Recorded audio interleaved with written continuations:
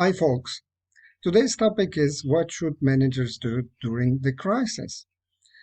The answer might sound simple and obvious. We need to help our staff. We need to make sure that our organization survive and do the best during the crisis. But maybe the answer is not that easy. Let's look at our example.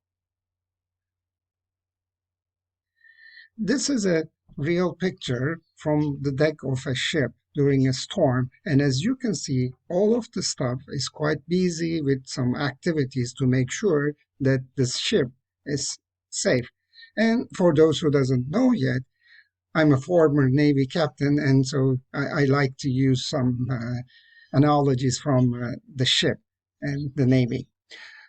But where is the captain? So what is he doing right now? And the answer is the captain is holding the rudder, focusing on the horizon and the environment, and make sure that the ship will safely arrive to the safe borders in the long term. So this is exactly what you need to do. Don't forget, you are the captain of your organization, and you are the one who needs to think strategically.